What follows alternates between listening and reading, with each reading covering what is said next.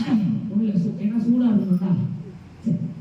என்ன பண்றாங்க, சாமி பண்ண காகிதம் பூவை போடுறாங்க பார்த்தீங்கன்னா இல்லையா வீட்டில். அவங்க தான் சாமியும் பூ போடணும். பிளாஸ்டிக் பூவே சூப்பராக விற்கிறோம். மல்லிகை பூ இல்லைங்க, பூ வந்து வழி வாடி போயிடுது.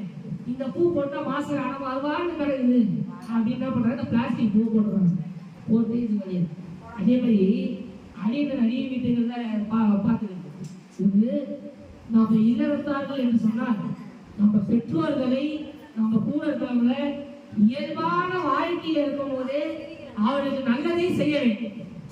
ஒரு அம்மா இருக்கிறாங்களா, அந்த பையன் அம்மாவுக்கு ஒரு பொங்கலோட போன வாங்கி கொடுக்கும். அதே மாதிரி அப்பா இருக்கிறாரா, அவருக்கு தேவையானது அவர் என்ன சாப்பிட்றாரோ அதுவே அவருக்கு விரும்பியதை அவருக்கு வாங்கி கொடுக்கணும். அதே மாதிரி பசங்களுக்கு அந்த மாதிரி செய்யணும். நம்ம என்ன பண்றோம் சொன்னா, இருக்கும் பொழுது அந்த தாய்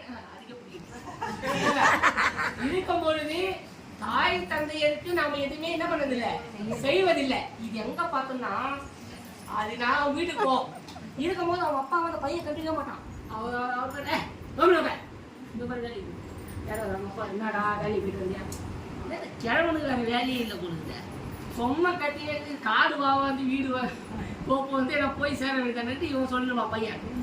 ஒரு நாள் அவங்க அப்பா அப்படி இறந்துட்டமே, பேண்டுலேருந்து எல்லாமே வைப்பான்.